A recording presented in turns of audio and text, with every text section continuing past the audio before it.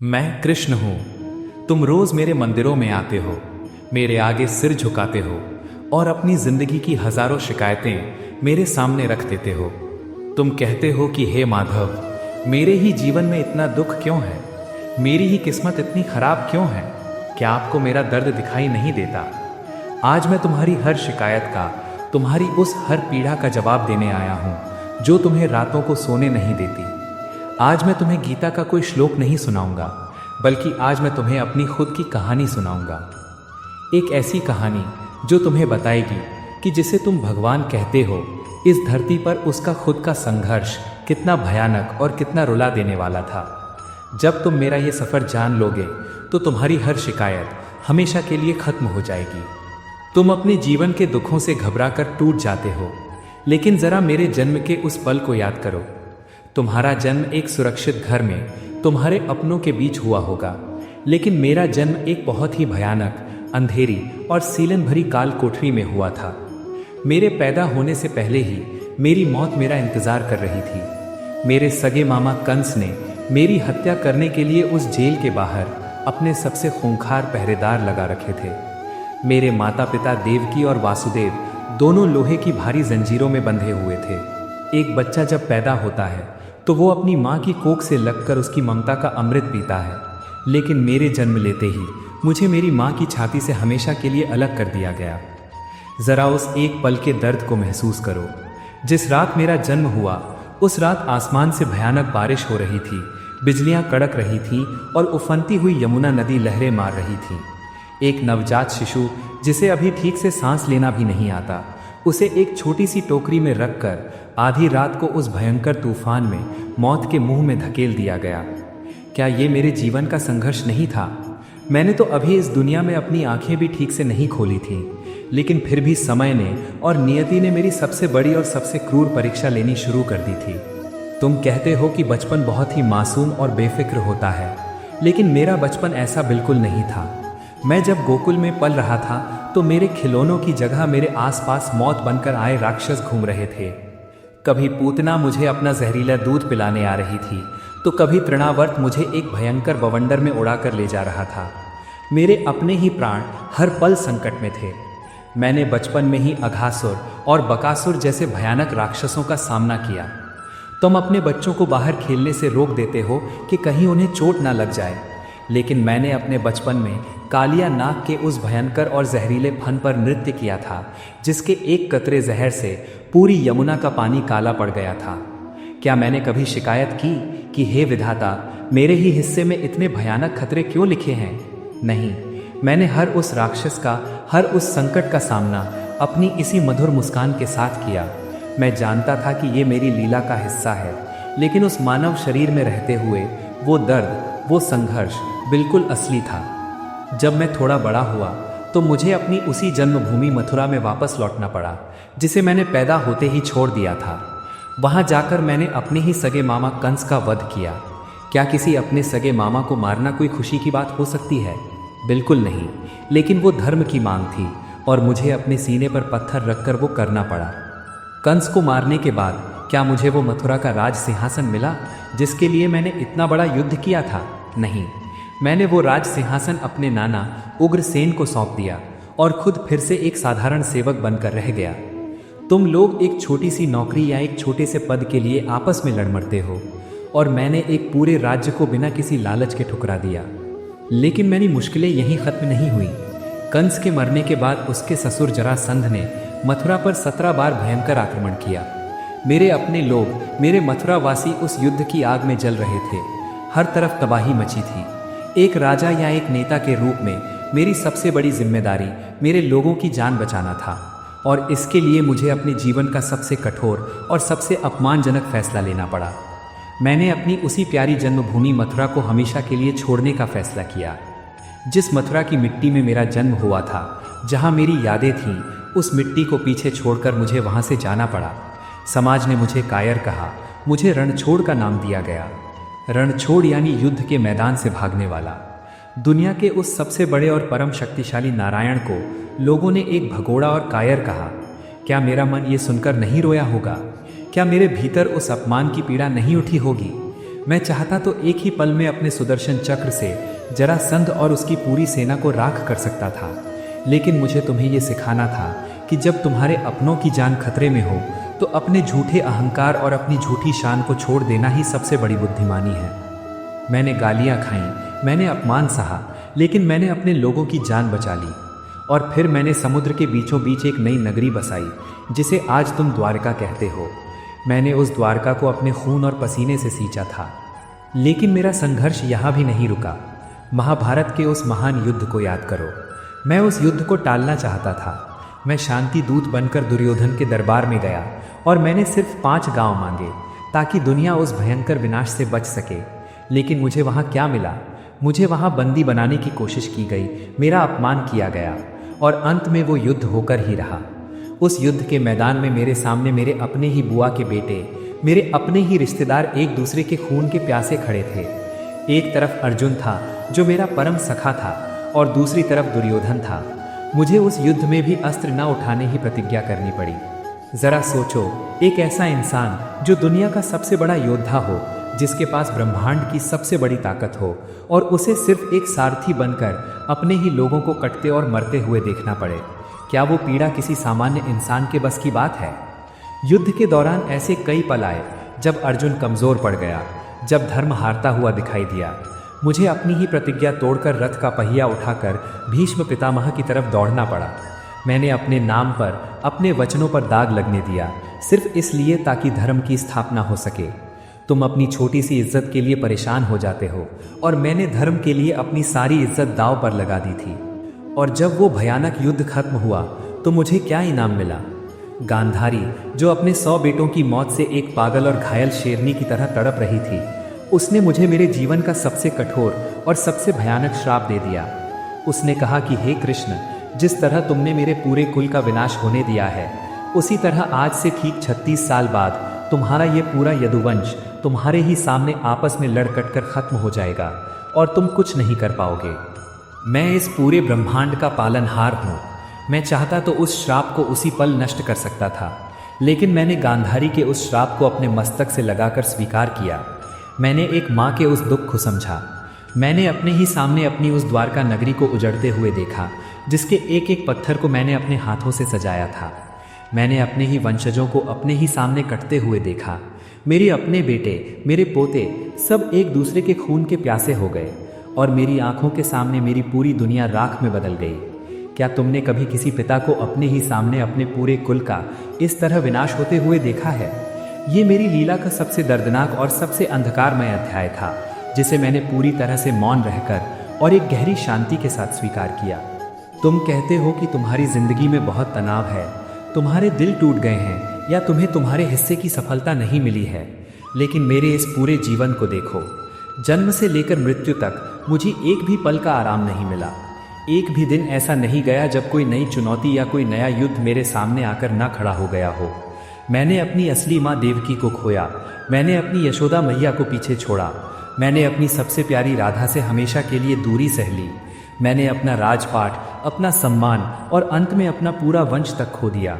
फिर भी तुमने जब भी मुझे देखा है, मेरे चेहरे पर हमेशा एक शांत और मधुर मुस्कान ही देखी है। मेरे होठों से मेरी वो बांसुरी कभी अलग नहीं हुई।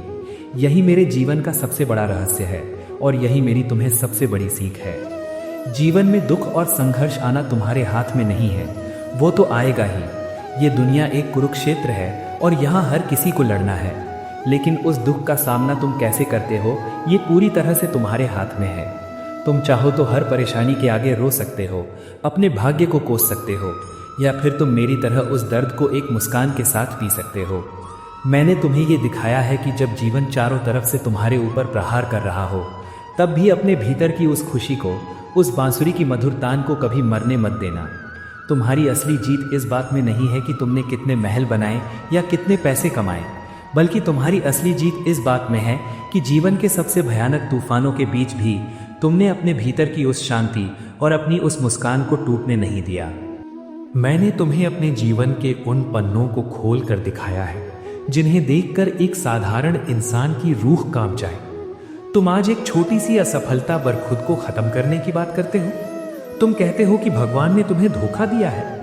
लेकिन जब मेरा पूरा यदुवंश मेरी ही आंखों के सामने खत्म हो रहा था, तब मेरे सबसे प्रिय सखा और भक्त उद्धव ने रोते हुए मुझसे एक सवाल पूछा था। उद्धव ने कहा कि हे माधव, आप तो सर्वशक्तिमान हैं, आप इस पूरे विनाश को एक पल में रोक सकते हैं, फिर आप चुपचाप क्यों खड़े हैं? आप अपने ही परिवार को, अपने ही बच्चों को इस तरह क्यों मरने दे रहे हैं? उद्धव का वो सवाल आज तुम्हारे मन का भी सवाल है। तुम भी यही सोचते हो कि अगर मैं भगवान हूं तो मैं तुम्हारे दुखों को जादू की तरह खत्म क्यों नहीं कर देता? मैंने उद्धव को जो जवाब दिया था उसे आज अपने हृदय में बहुत गहराई से उतार लेना। मैंने कहा था कि हे उद्धव, ये सृष्टि मेरे इशारों पर चलती जरूर है, लेकिन मैं इस सृष्टि के नियमों को कभी नहीं तोड़ता। ये कर्म का अटल नियम है। मेरे यदुवंशियों ने सत्ता और शक्ति के नशे में चूर होकर संतों का अपमान किया था, अधर्म किया था। अगर मैं आज अपने ही परिवार के पापों को माफ कर दूं और उन्हें सजा न दूं, तो कल इस दुनिया में कोई भी इंसान धर्म और न्याय पर विश्वास नहीं करेगा। भगवान होने का मतलब ये नहीं है कि मैं अपने ही बनाए हुए कर्म के नियमों को तोड़कर अपनों का पक्ष लूं। मैं उस समय एक पिता भी था, और एक पिता के लिए अपने बच्चों को मरते हुए देखना इस ब्रह्मांड का सबसे बड़ा दुख है। लेकिन मैंने उस दुख को एक राजा और एक ईश्वर के रूप में धर्म की रक्षा के लिए स्वीकार किया। तुम अपने स्वार्थ के लिए अपने परिवार के गलत कामों का भी साथ देते हो और फिर मुझसे न्याय की उम्मीद करते हो। जब मैं खुद अपने ही खून के खिलाफ कर्म के उस कठोर नियम को लागू कर सकता हूं, तो तुम अपने दुखों से भागने की कोशिश क्यों करते हो? तुम्हारे जीवन में जो भी दुख है, जो भी पीड़ा है, वो तुम्हारे ही पुराने कर्मों का हिसाब है, जो तुम्हें इसी जीवन में चुकाना है। मैं उस हिसाब को खत्म नहीं कर सकता, लेकिन हाँ, अगर तुम पूरे विश्वास के साथ मेरा हाथ थाम कर रखोगे, तो मैं तुम्हें उस दुख को सहने की और उससे पार जाने की असीम ताकत जरूर दूंगा। तुम अक्सर अपने रिश्तों के टूटने पर बहुत दुखी हो जाते हो। तुम कहते हो कि जिसे मैंने सबसे ज्यादा प्यार किया, उसी ने मुझे धोखा दे दिया।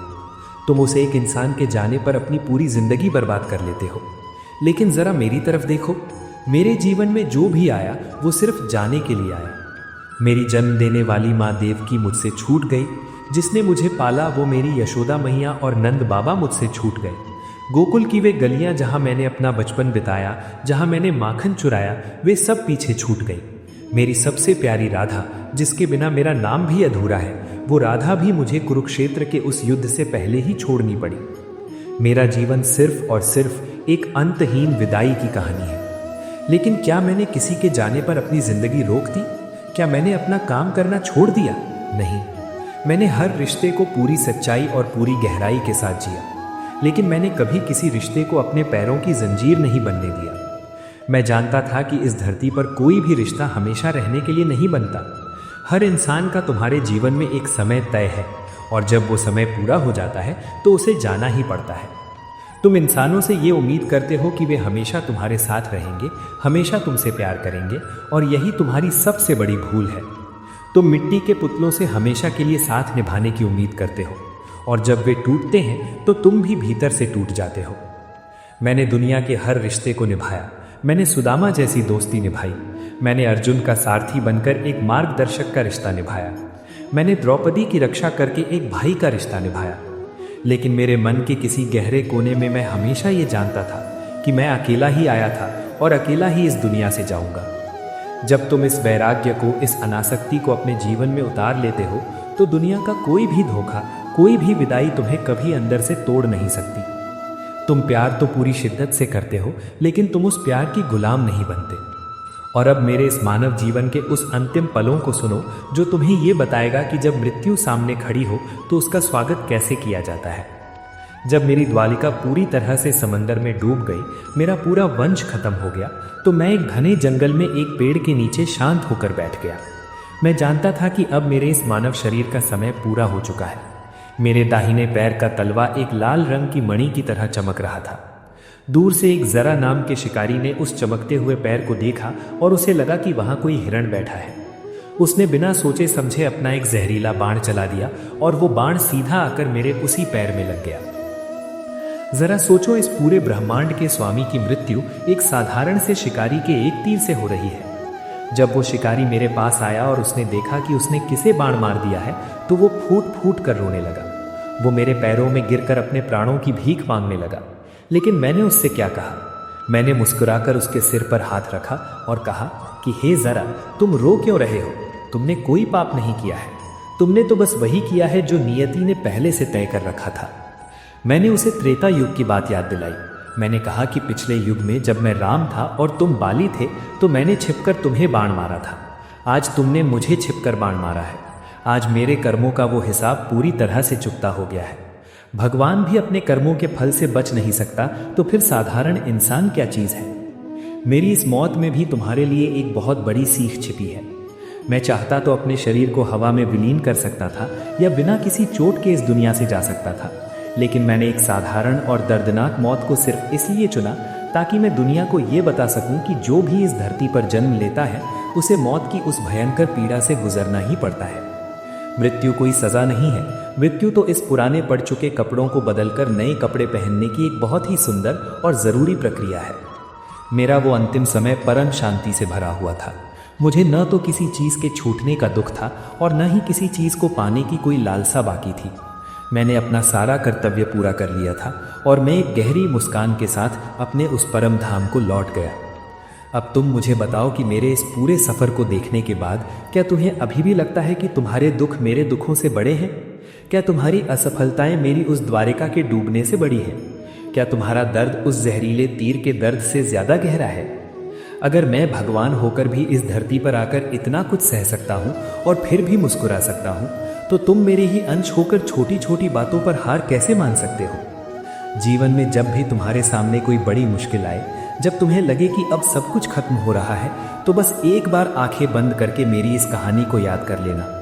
याद करना कि तुम्हारा वो कृष्ण भी कभी ऐसे ही भयंकर तूफानों के बीच अकेला खड़ा था।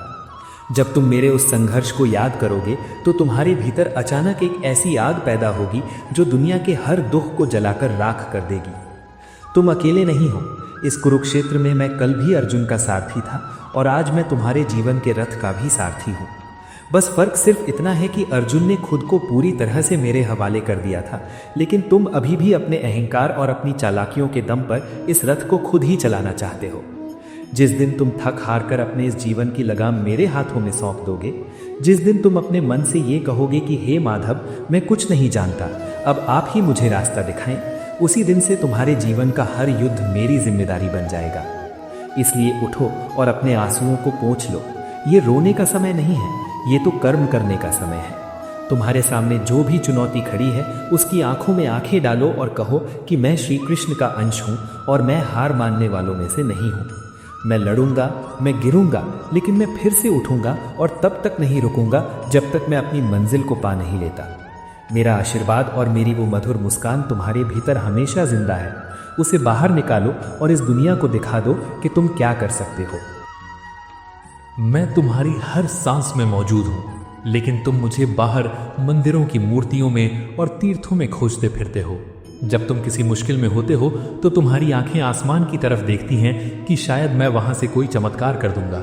लेकिन मेरे प्यारे बच्चे, मैं आसमान में नहीं बल्कि तुम्हारे अपने ही भीतर धड़कते हुए उस हृदय में बैठा हूँ। तुम्हारी हर पीड़ा को मैं तुमसे पहले महसूस करता हूँ। जब तुम रोते हो तो वो आंसू तुम्हारी आंखों से निकलने से पहले मेरे हृदय से होकर गुजरता है। लेकिन मैं तुम्हारे उस आंसू को रोकता नहीं हूँ, क्योंकि मैं जानता हूँ कि जैसे सोने को आग में तपाए बिना उसके भीतर की अशुद्धियाँ नहीं जलती, वैसे ही दुख और संघर्ष की भट्ठी में जले बिना तुम्हारी आत्मा का असली निखार कभी बाहर नहीं आ सकता। तुम अक्सर मुझसे पूछते हो कि मेरी जिंदगी में इतनी परेशानियां क्यों हैं। इसका जवाब बहुत सीधा है। एक मूर्तिकार उसी पत्थर पर अपनी छेनी और हथौड़े की सबसे तेज चोट करता है जिस पत्थर में उसे एक बहुत ही सुंदर और भव्य मूर्ति बनने की संभावना दिखाई देती है। जो पत्थर कमजोर होता है वो पहली ही चोट में टूटकर बिखर जाता है और मूर्तिकार उसे वहीं छोड़ देता है। अगर तुम्हारे जीवन में बार बार भयंकर परेशानियां आ रही हैं, अगर तुम्हारा संघर्ष दुनिया के बाकी लोगों से बहुत ज़्यादा है, तो ये इस बात का सबसे बड़ा सबूत है कि मैंने तुम्हें किसी बहुत बड़े और महान काम के लिए चुना है। मैं तुम्हारे भीतर के उस कमज़ोर इंसान को तोड़कर एक ऐसा परम योद्धा बना रहा हूँ जिसे दुनिया की कोई भी ताकत कभी झुका ना सके। मेरी इन चोटों से घबराओ मत, बल्कि मेरे इस हथौड़े की हर चोट को मेरा सबसे बड़ा आशीर्वाद समझो। तुम्हारी सबसे बड़ी परेशानी ये है कि तुम अतीत की लाश को अपने कंधों पर लाद कर चल रहे हो। जो इंसान तुम्हें छोड़कर चला गया, जो पैसा तुम्हारा डूब गया या जो मौका तुम्हारे हाथ से निकल गया, तुम उसी का शोक मनाते रहते हो। गीता में मैंने क्या कहा है? जो हुआ वो अच्छा हुआ, जो हो रहा है वो अच्छा हो रहा है, और जो होगा वो भी अच्छा ही होगा। तुम अपनी उस छोटी सी बुद्धि से मेरे इस पूरे ब्रह्मांड की महान योजना को नहीं समझ सकते। जब एक दरवाजा बंद होता है तो मैं तुम्हारे लिए 100 नए दरवाजे खोल देता हूँ, लेकिन तुम उस बंद दरवाजे के सामने इतने लंबे समय तक रोते रहते हो कि तुम्हें वे खुले हुए नए दरवाजे कभी दिखाई ही नहीं देते। बीता हुआ कल एक राख है और उस राख को कुरेदने से तुम्हें कोई आग नहीं मिलेगी। जो बीत गया उसे मेरे चरणों में सौंप दो और एक बिल्कुल नए जन्म के साथ आज के इस पल में जीना शुरू करो। लोग तुम्हें तुम्हारे रंग रूप, तुम्हारी दौलत और तुम्हारी सफलताओं से तौलते हैं और तुम उन लोगों की बातों को सच मानकर खुद को कम आंकने लगते हो। लेकिन याद रखना, इस दुनिया का नजरिया बहुत ही छोटा और झूठा है। मैं तुम्हारी दौलत, तुम्हारे बैंक बैलेंस या तुम्हारे कपड़ों को नहीं देखता। मेरी नज़र हमेशा तुम्हारी नीयत पर और तुम्हारे हृदय की पवित्रता पर होती है। अगर तुम्हारे पास दुनिया को देने के लिए 1 रुपया भी नहीं है, लेकिन तुम्हारे मन में किसी भूखे को देखकर दया आती है, तो मेरी नज़र में तुम इस दुनिया के सबसे अमीर और सबसे महान इंसान हो। दुनिया के इस झूठे शोर में अपनी असली कीमत को कभी कम मत होने देना। तुम कोई साधारण मिट्टी के पुतले नहीं हो, तुम साक्षात मेरा ही एक बहुत ही पवित्र अंश हो और तुम्हारे भीतर इतनी ताकत है कि तुम चाहो तो अपने भाग्य की लकीरों को खुद अपने हाथों से बदल सकते हो। तुम्हारे जीवन का हर युद्ध सिर्फ तुम्हारा नहीं है। जब तुम धर्म के रास्ते पर चलते हो, जब तुम सच्चाई और ईमानदारी के साथ अपना काम करते हो, तो तुम्हारे उस काम में, तुम्हारी उस मेहनत में मैं खुद तुम्हारे साथ खड़ा होता हूँ। कुरुक्षेत्र के मैदान में अर्जुन ने क्या किया था?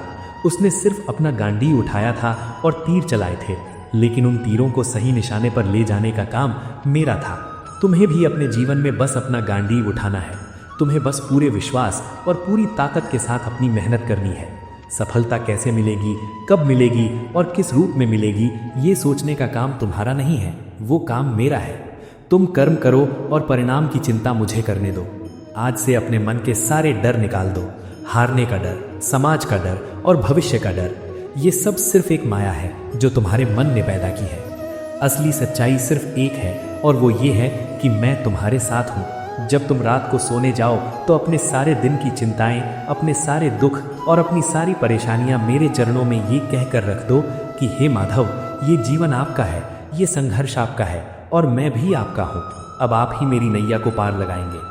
जब तुम इस पूर्ण समर्पण के साथ सोओगे तो तुम्हारी हर सुबह एक नई उम्मीद और एक असीम ऊर्जा के साथ शुरू होगी। उठो मेरे सखा, मेरे प्यारे अंश, ये समय हार मानकर बैठने का नहीं है। अपने आंसुओं को पोंछो और अपने भीतर की उस दिव्य शक्ति को पहचानो। दुनिया को दिखा दो कि जिसे श्री कृष्ण ने अपना लिया है, उसे कोई तूफान, कोई असफलता कभी तोड़ नहीं सकती। मैं तुम्हारे आगे रास्ता बना रहा हूँ और तुम्हारे पीछे तुम्हारी ढाल बनकर खड़ा हूँ। पूरे आत्मविश्वास के साथ आगे बढ़ो। तुम्हारी जीत निश्चित है, तुम्हारी सफलता तय है और मेरा ये अलौकिक प्रेम हर पल, हर सांस में तुम्हारे साथ है।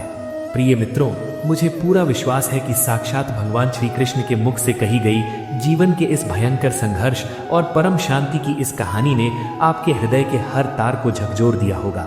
आज आपकी सारी शिकायतें, सारे दुख और सारी बेचैनी हमेशा के लिए खत्म हो गई होगी। जब भगवान ने खुद हमारे लिए इतने बड़े संघर्ष सहे हैं, तो हमारी ये छोटी छोटी परेशानियां उनके उस विशाल प्रेम के आगे कुछ भी नहीं है। आज हमारा हृदय एक बहुत ही गहरी खुशी, एक असीम कृतज्ञता और एक परम आनंद से भरा हुआ है। आप सभी के निस्वार्थ प्रेम, अटूट विश्वास और भगवान श्री कृष्ण की इसी असीम कृपा से हमारा ये उपदेश अनबाउंड का आध्यात्मिक परिवार अब 1000 सच्चे और समर्पित सदस्यों का एक बहुत ही मजबूत और प्यारा परिवार बन चुका है। हमारे इस चैनल का ये 1K सब्सक्राइबर का बड़ा माइलस्टोन पूरा होना कोई साधारण बात नहीं है। ये इस बात का सबसे बड़ा और जीता जागता प्रमाण है कि आज के इस चकाचौंध और भाग दौड़ भरे युग में भी सत्य, धर्म और ईश्वर की इस राह पर चलने वाले पवित्र हृदय लोगों की कोई कमी नहीं है। हमारी ये 1000 सदस्यों की फैमिली सिर्फ एक संख्या नहीं है, बल्कि ये हजारों दिलों का एक ऐसा पवित्र बंधन है जो साक्षात श्री कृष्ण के ज्ञान और प्रेम के धागे से जुड़ा हुआ है। आपकी इसी अटूट भक्ति को देखते हुए और हमारे इस 1000 सदस्यों वाले पावन परिवार की असीम खुशी को आपके साथ बांटने के लिए हम एक बहुत ही खास और नई शुरुआत करने जा रहे हैं। आप सभी के इस प्रेम को एक नई और सुंदर पहचान देने के लिए हम अपने इस उपदेश अनबाउंड परिवार के लिए एक खास मर्चेंडाइज लाइन लेकर आ रहे हैं। हम अपने चैनल से जुड़े कुछ ऐसे खास उत्पाद बना रहे हैं ताकि हमारी ये आध्यात्मिक पहचान और भी ज़्यादा मजबूत हो सके। अब आप हमारे चैनल के माध्यम से बहुत ही खूबसूरत और उच्च कोटि के शर्ट, टी शर्ट, हुडी और बैग्स प्राप्त कर सकेंगे। इन सभी शर्ट, टी शर्ट, हुडी और बैग्स पर भगवान के पावन संदेश, भगवत गीता के महान श्लोक और हमारे जीवन को बदलने वाले अनमोल विचार बहुत ही सुंदरता से छपे होंगे। ये सिर्फ पहनने के कपड़े या इस्तेमाल की वस्तुएं नहीं होंगे, बल्कि ये सत्य, धर्म और श्री कृष्ण के प्रति आपके उस निस्वार्थ प्रेम का एक बहुत ही प्यारा सा प्रतीक होंगे। इन्हें पहनकर आप जहां भी जाएंगे, ईश्वर का वो परम शांतिपूर्ण संदेश आपके साथ साथ और भी कई भटके हुए लोगों के जीवन में एक नई रोशनी फैलाएगा। इन सभी उत्पादों की पूरी जानकारी हम बहुत ही जल्द आपके साथ एक नए वीडियो में साझा करेंगे। अगर आज के इस वीडियो ने आपके मन के किसी भी भारी बोझ को हल्का किया है और आपके भीतर जीवन से लड़ने की एक नई और असीम हिम्मत जगाई है, तो इस वीडियो को पूरे हृदय से लाइक जरूर करें। भगवान के इस परम और जीवन बदलने वाले ज्ञान को केवल अपने तक ही सीमित ना रखें। इसे अपने सभी दोस्तों, अपने परिवार वालों और अपने सभी जानने वालों के साथ व्हाट्सएप और फेसबुक पर ज़्यादा से ज़्यादा शेयर करें। आपका किया हुआ एक छोटा सा शेयर किसी भी निराश और हार चुके इंसान की पूरी जिंदगी बदल सकता है और उसे फिर से मुस्कुराकर जीने की एक नई ताकत दे सकता है। अगर आप हमारे इस चैनल पर आज पहली बार आए हैं और आपने अभी तक हमारी इस विशाल और पावन 1K फैमिली की सदस्यता नहीं ली है, तो उपदेश अनबाउंड चैनल को अभी तुरंत सब्सक्राइब करें और बेल आइकन को ज़रूर दबाएं, ताकि जीवन को एक सही दिशा देने वाली ये अद्भुत और अलौकिक आध्यात्मिक यात्रा आपके साथ हमेशा ऐसे ही निरंतर चलती रहे। आप अपने विचार, अपनी भावनाएं और श्री कृष्ण के जीवन के इस महान संघर्ष से आपको सबसे बड़ी सीख क्या मिली, ये हमें नीचे कमेंट बॉक्स में ज़रूर लिखकर बताएं। आपके एक एक शब्द को पढ़ना और आपकी सुंदर भावनाओं से जुड़ना मुझे हमेशा बहुत खुशी और एक नई सकारात्मक ऊर्जा देता है। अपना बहुमूल्य समय देने और अंत तक हमारे साथ इस महाज्ञान यज्ञ में जुड़े रहने के लिए आपका हृदय की गहराइयों से बहुत बहुत धन्यवाद। परम पिता श्री कृष्ण की असीम दया, उनका अलौकिक प्रेम और उनका वो सबसे मजबूत रक्षा कवच आप और आपके पूरे परिवार पर सदैव इसी तरह बना रहे। आप जीवन के हर मोड़ पर परम शांति, असीम निडरता और एक बहुत ही गहरे आनंद का अनुभव करें। पूरे प्रेम, पूरी श्रद्धा और एक बहुत ही निर्मल हृदय के साथ एक बार बोलिए, जय श्री कृष्ण, राधे राधे।